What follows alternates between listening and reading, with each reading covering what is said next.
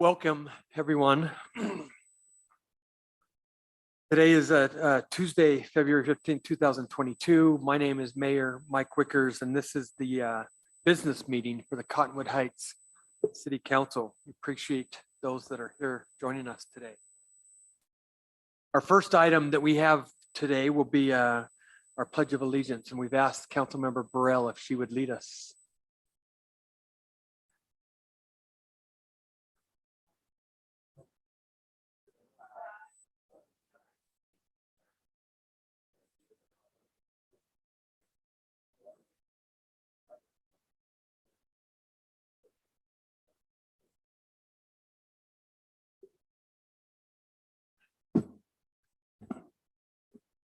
Thank you, and thank you, Councilmember Burrell. The next item on our agenda this evening is a citizen comment period. This is a time for citizens to address the council concerning whatever matters they desire. Each speaker will have 3 minutes to speak. Please review the public comment procedures on the last page of tonight's agenda. If you haven't already, please fill out a speaker comment card and hand it to a staff member who will get it to me. When making citizen comments, we request that you speak into the microphone so that your comments can be recorded, that you give your name, and that you avoid insulting language or comments. The audience should avoid expressions of support or disagreement, such as clapping, hissing, whatever, so that all speakers will feel like they can safely express their thoughts. Council is here to listen, but you also should not expect to engage in a back and forth dialogue. If you raise questions, staff will respond to you within a few business days, discuss your questions, and provide responses. With that, we'd like to invite up to the podium Randy Whitehead.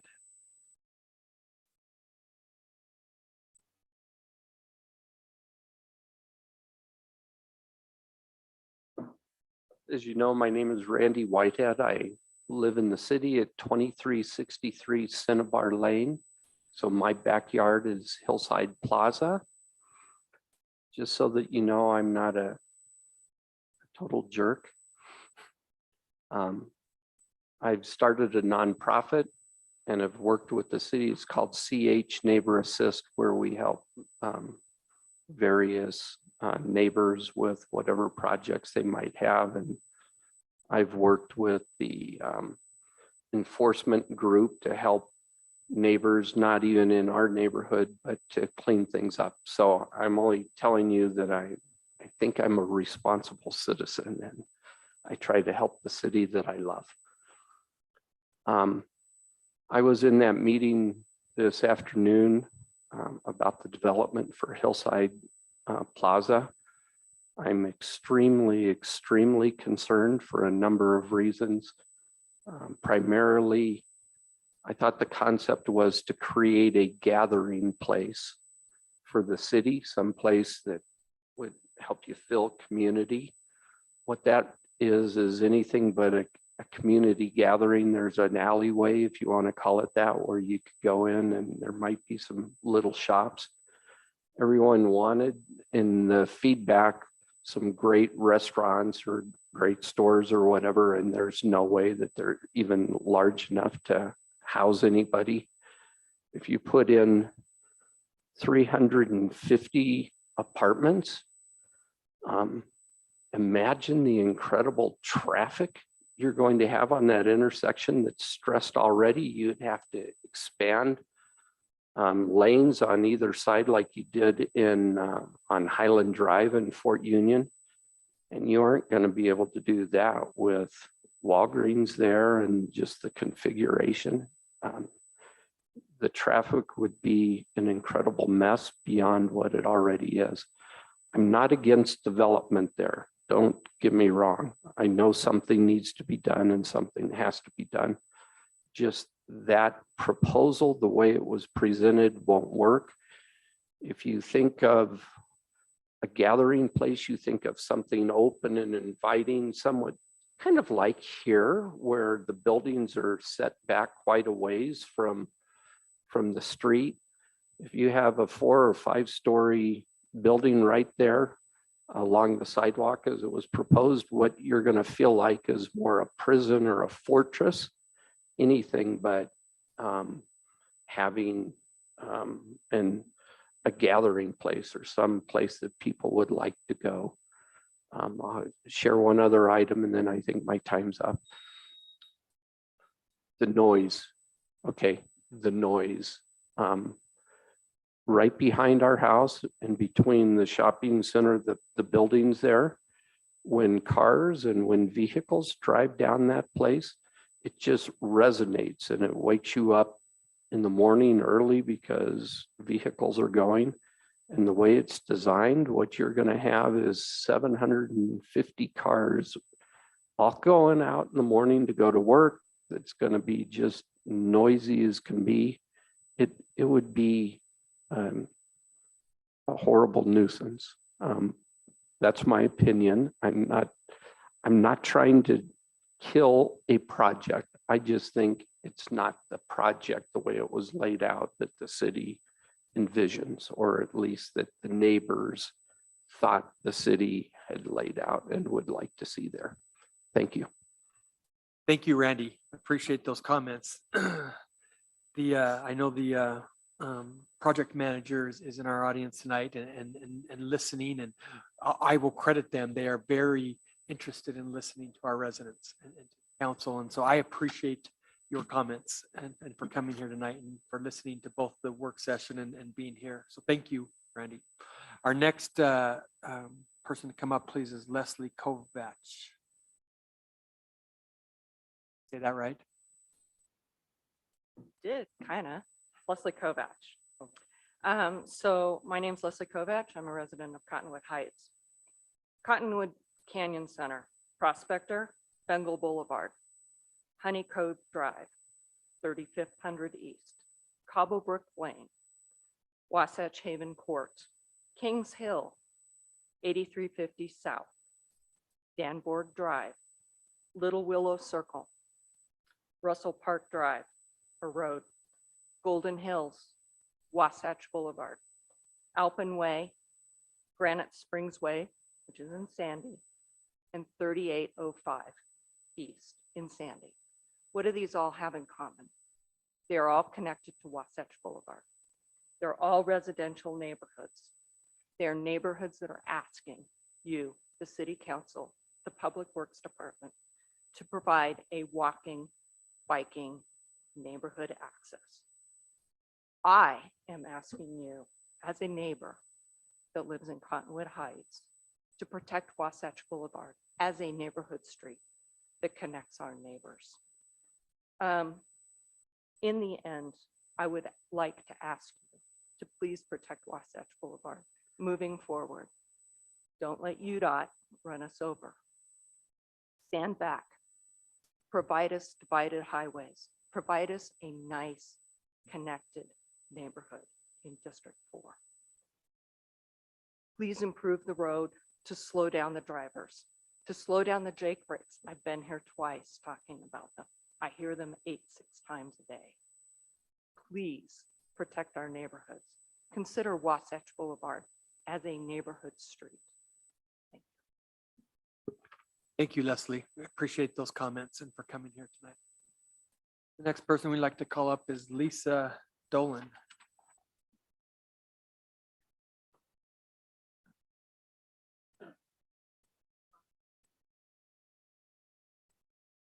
I need to talk about Wasatch Boulevard that runs from Danish Road up to 9800 South. Sure. I understand it belongs partly to Sandy City, partly to Cottonwood Heights. So as you come off 9800 South, down the hill towards Lakai, the speed limit is 45. And people are definitely going more than 45. You round the corner where it hits Cottonwood Heights, and there's a sign that says speed limit 35 ahead. But there's nothing that says 35 until you almost get to Danish Road where the blinking sign is showing everybody how fast they're going. And I walk that area and I see that blinking 50, 55, 60. We need to have it, maybe work with Sandy City, come up with a viable option for slowing the traffic down. And then there are no sidewalks for the most part.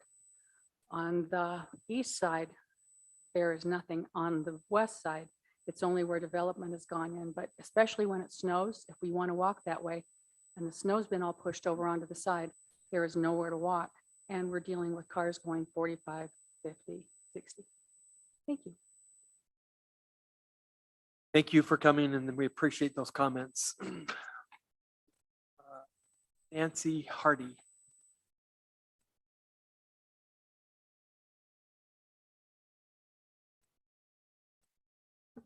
Hi, Mayor, Finance. Councilman, women.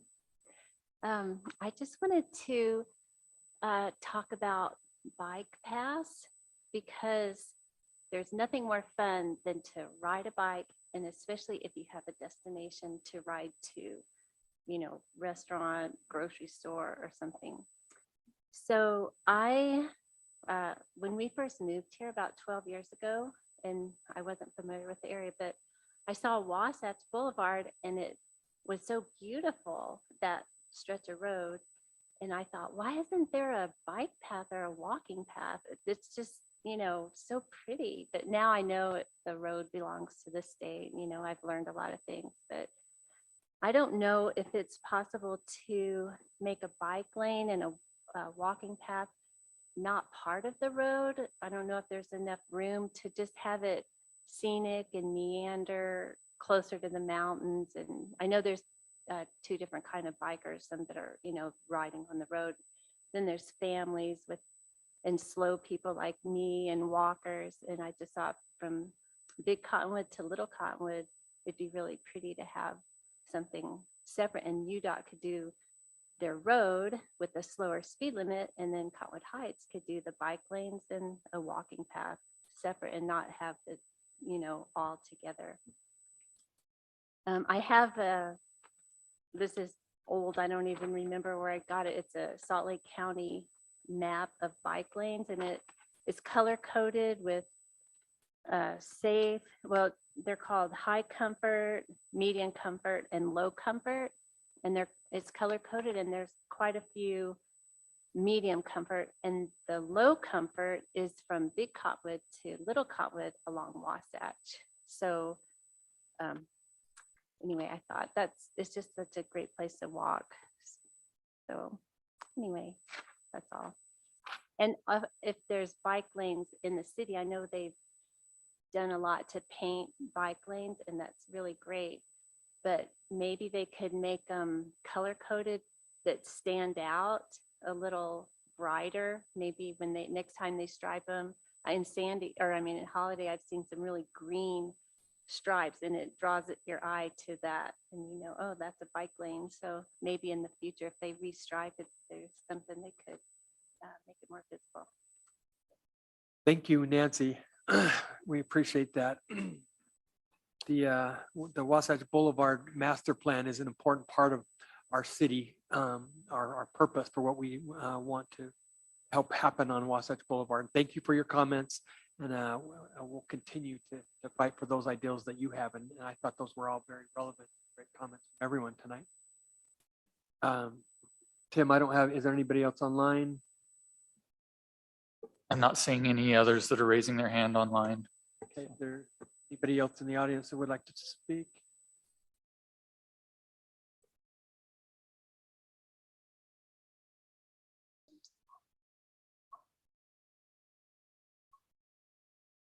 Andrew Smith, it looks like.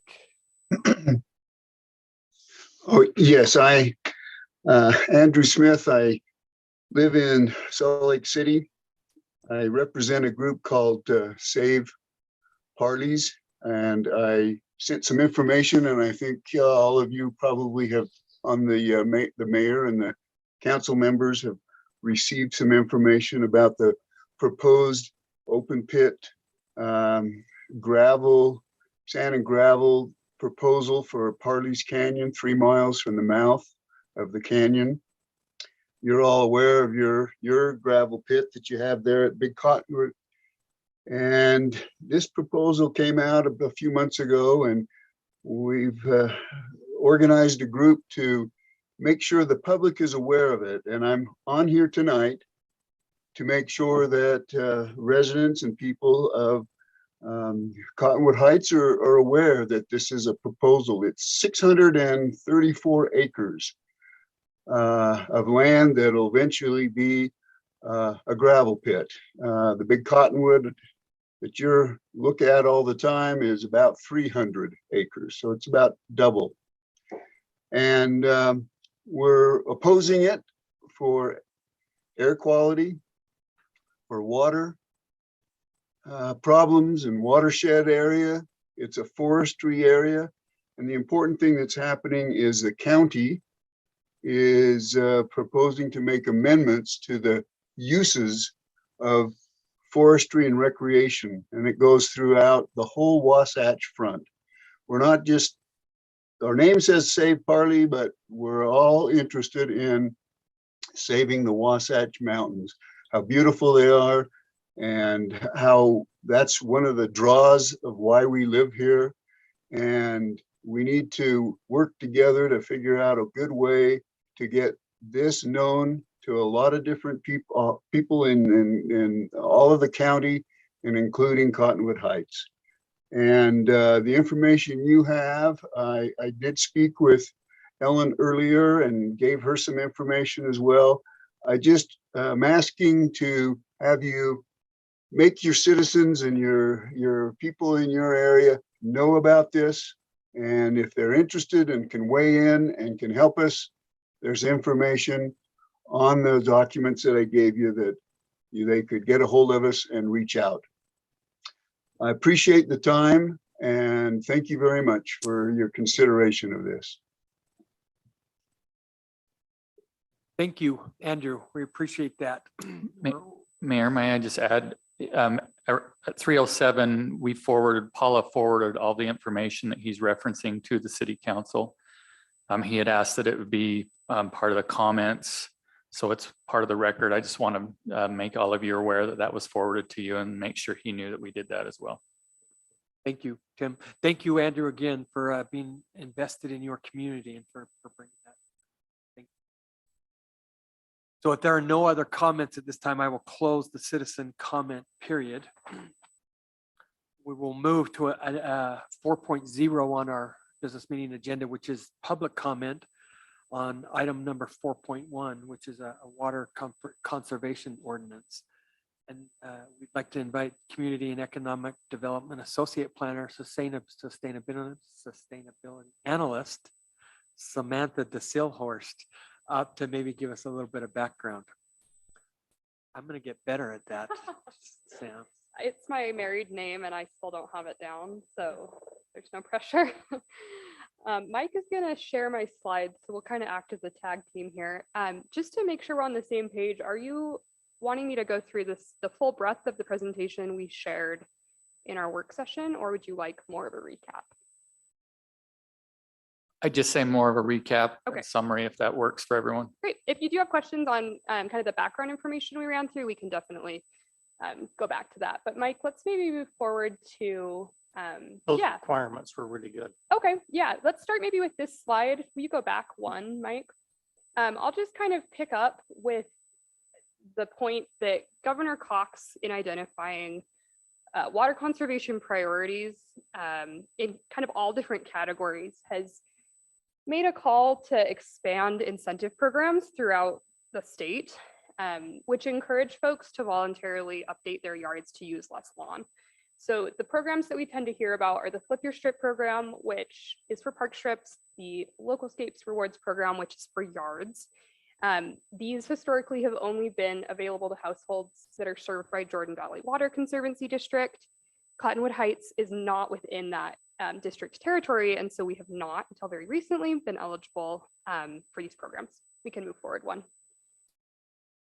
So to facilitate this state level request for expanded incentive eligibility, Central Utah Water Conservancy District, which is the water district over Salt Lake City Public Utilities, who is Cottonwood Heights' water provider, began offering these incentives to all households in Salt Lake County last summer. For communities to continue to be eligible moving forward in years down the road, they need to adopt water conservation landscaping standards just for new construction. And so that's really what we're looking at tonight is these standards that come from our water district. There's a list here of cities that have either already adopted these same standards or are working through the process right now. So we are definitely in good company in this effort. We can move forward one. An overview of the standards here. Again, I'll reiterate, they just apply to new construction. They are encouraged, certainly for any remodel or yard project, but only triggered with new construction. We specify just efficient use of irrigation through the type of nozzle, the type of controller and valves, utilization of mulch in landscaping beds and appropriate plant coverage. Scaling back a little bit on the use of lawn, certainly it still has a place in our yards and in our community, but preventing it maybe from being in park strips or narrow patches where it's really not usable, and then introducing a lawn maximum of 35% for single family residential, and then 20% for multifamily and commercial projects. This does not apply to parks or soccer fields or those great community recreation amenities that we want to make sure we maintain. And then it also implements a few kind of general design principles related to the shape of the yard, kind of the use of hardscape, and just also provides a little bit of exception for projects like stormwater management, where it may have a really functional purpose in the community. We can move forward one. I do like to share this visual because I think it helps just really clearly convey what this type of landscaping can look like. So again, on the left, we've got standard practice with edge-to-edge lawn, representing almost 200,000 gallons of water per irrigation season. And then on the right, we've got what a yard can look like following the standards that we're looking at tonight. So still have lawn there, still an important part of the yard and the landscape, but just introducing some other areas as well to complement that and to be a little bit more deliberate and intentional with where the lawn is placed. And you can see in the kind of call out bubble, just the massive amount of water savings that we can benefit from this type of landscaping. So I think the last slide I have here afterward is just kind of recalling back to Planning Commission. This did go through the public process with our Planning Commission. They unanimously forwarded a recommendation of approval during their January 19th meeting. And now it's here for council review and public comment. We went through a few questions in our work session, but are there any additional questions from council or mayor? No, you did. How soon can we get started? Yeah, it's an exciting program, and I've just been really happy to see everyone's questions and enthusiasm for water conservation in general. And yeah, it's a great option. Thank you, Sam. Sure. I Yeah, appreciate that. I'll go ahead and take a seat. If you do need me at any point, just please call me back up. Sounds great. So we will now open it up to public comments on the proposed water conservation ordinance. We do have someone, Rick Malloy from the Central Utah Water Conservancy District, who wanted to come. Thank you, Mayor. Rick Malloy with Central Utah Water Conservancy District. I'm the water conservation manager there. This is something that we feel very passionately about. Our main goals are to ensure that we have water well into the future. It's a very concerning issue to us and the state as a whole. And we look at in our municipal areas, this is the highest priority. This is where we see the biggest return on our investments moving forward. And we would encourage you to do this. The amount of water waste that we see is equates to roughly double of what the municipal user should be using. And one of the best ways to curb this is by reducing the amount of lawn. But we recognize that there's a lot of hesitancy around that. We hear a lot of comments and concerns about heat or things of that nature. And so we want to just let you know that we're aware of that. And that's why we encourage 50% plant coverage in areas outside of the lawn, so that we don't see the adverse effects or blight or things of that nature in your city. And we've had a good showing of what these landscapes can look like. And we've had a lot of great adoption within your city through our incentive programs that we'll continue to provide if the council continues to move forward with those ordinances. So thank you. Thank you, Rick. Appreciate it. Thank you for coming and by the way, for working so closely with Sam. We really appreciate it. Water is one of our most precious resource, obviously, and so we need to do everything we can to protect it. If there are no other comments, then I will close the public comment session. Looks like you have one. Oh, look at that. Tim Halbeck. Come on up.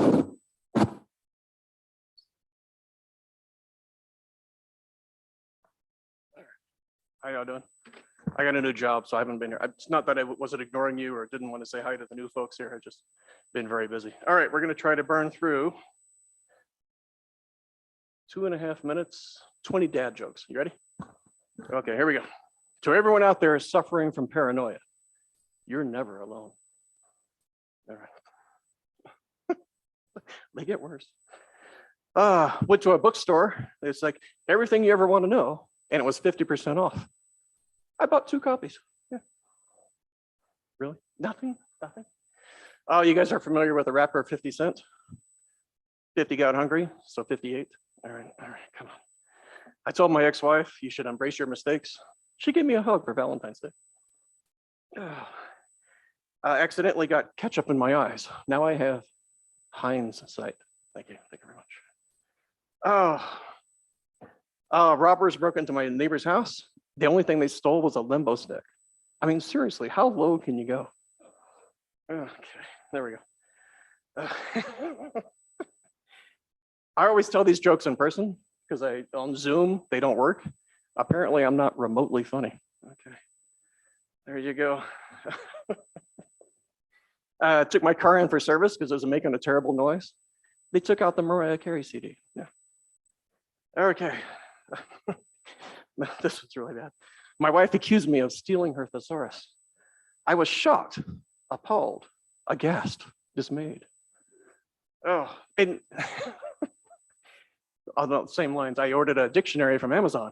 All the pages were blank. I had no words. Okay. Anyway. You know, today, Lance is not a very common name, but in medieval times, people were named Lance a lot. There you go. Come on, stay with me. Oh, I had a thought to invent something, a thought-controlled air freshener. It makes sense if you think about it. Okay, there you go. That's it. That's all of them. All right. 1, 2, 3, go. Thanks for letting me go. Thank you, Tim. Can we somehow amend those into the citizen comment portion instead of the water conservation ordinance public comment? Okay. With that, we'll close the public comment session for 4.1 water conservation ordinance. We will now move into our legislative action items for tonight. First on our list is 5.1, which is consideration of ordinance 375, amending code section 8.32-050 concerning animals and vehicles. Any discussion that we still need to have on this, council? Any questions? Okay. Don't lock your dogs, cats, other pets, small children, mother-in-law, whatever in the car. Exactly. So I will now entertain a motion on ordinance 375, amending code section 8.32.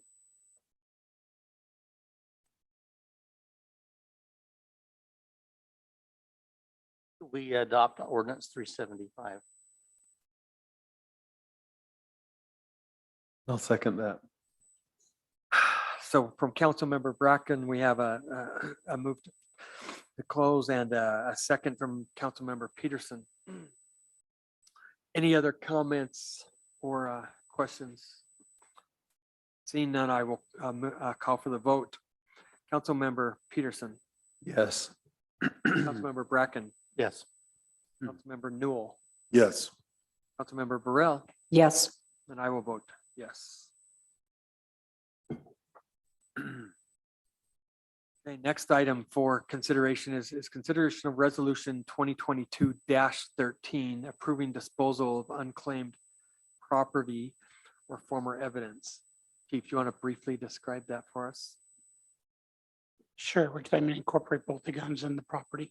Yeah, why don't you? Okay, so when it comes to firearms, we remove them from our evidence room when the case has been adjudicated, and normally the courts appropriate the weapon to the department, or to sometimes people take over an estate and find weapons in the home that they don't want to have around. They'll surrender them to the police department. In any event, these are weapons that we can't return to people because they ought not have weapons. They can't pass the Brady check, so we find another way to dispose of them. So what we're asking you for is to authorize the release of the weapons on the list, and we will bundle them together, and we send them to licensed firearms dealers, and then take the proceeds and put them back into the general fund. As far as the other unclaimed property, Ms. Melgar notices that property and identifies it. When it's taken into evidence, we don't know who the owner is or how to get it back to the owner. And sometimes it includes bikes or tools or things of that nature. But they do have value, and we have no way of determining the ownership, and it takes up room in the evidence room when there are no current cases or adjudication pending. So in those cases, we would like your permission to return those items or distribute those items to T&T Auction, who's our contracted vendor to dispose of the items, and they will do so, and the money again will come back to the general fund. Thanks. Thank you, Chief. It's important to note the firearms will only be given back to licensed dealers. They go to licensed dealers, and to get one anyway, of course, you'd have to pass the Brady check and all the backgrounds. And thank you. So I will now entertain a motion on ordinance, or I'm sorry, consideration of resolution 2022-13. I may move that we approve resolution 2022-13, Mayor. I'll second. A move to approve from Councilmember Peterson, a second from Councilmember Newell. Now call for the vote on the motion. Councilmember Bracken, Yes. Councilmember Newell, Yes. Councilmember Burrell, Yes. Councilmember Peterson. Yes.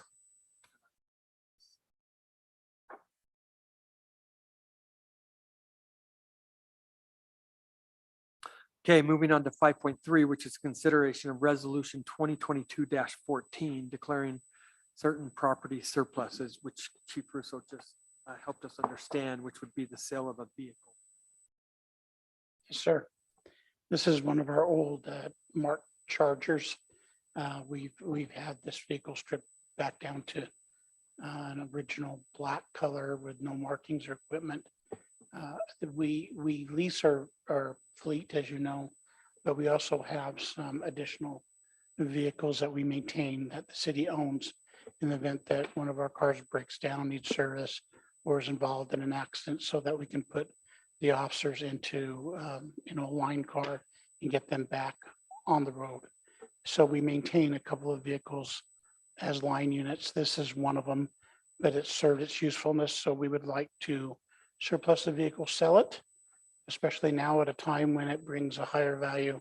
And then the money comes back to the city, and then we'll ask for that to be reappropriated to our budget and attempt to purchase some of the vehicles returning back to Ken Garth this year, so we can replace it in the line fleet and still have readily accessible vehicles in the event that we need them. Thank you. Thanks, Chief Russo. Any questions, comments? I will now entertain a motion on consideration of resolution 2022-14. I will motion to accept the resolution 2022.7.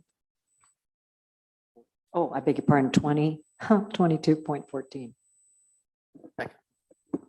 Great. Great. We have a motion to approve from Councilmember Burrell and a second from Councilmember Bracken. Any other questions or comments? I think that Council Burrell meant just half of the car. I mean, that it was 7. I'm Will that sorry. I'm work? not Tim. Tim, I'm sorry. I'm sorry. I won't be here all week like Tim. Okay, I will now call for the vote. Councilmember Newell, Yes. Councilmember Burrell, Yes. Councilmember Peterson, Yes. Councilmember Bracken, Yes. and I will vote yes.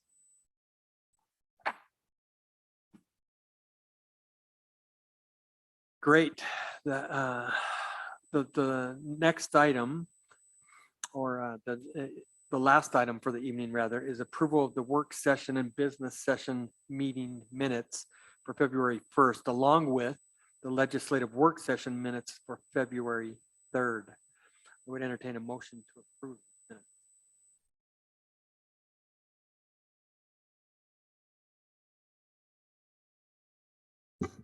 I move that we approve the minutes, Mayor. Second. Thank you. I have a movement to approve from Councilmember Peterson and a second from Councilmember Burrell. Let's proceed with a voice vote. All in favor of approving the minutes, please say aye. Aye. Are there any opposed? Great. Well, that concludes the items on tonight's agenda. I would entertain at this point a motion to adjourn. This one will be, because we do need to go back to work session, I will move that we adjourn our business meeting, reconvene the work session. Then, because it's due for some litigation, we'll need to make that a closed session. Great. Do I have a second? I'll second that, Mayor. It's a lot easier than doing what Council Bracken was able to do. Well, and Paula has to write it a lot nicely. Yes. A motion from Councilmember Bracken and a second from Councilmember Peterson, and we are, We get a vote. I'm sorry, all in favor, say aye. Aye. Aye. Opposed.